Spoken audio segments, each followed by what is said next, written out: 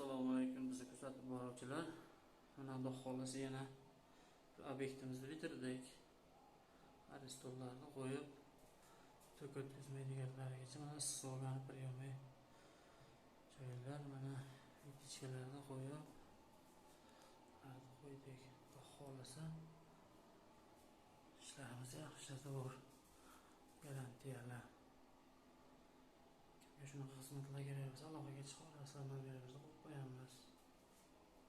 Mana patologlar natijali bo'lgan.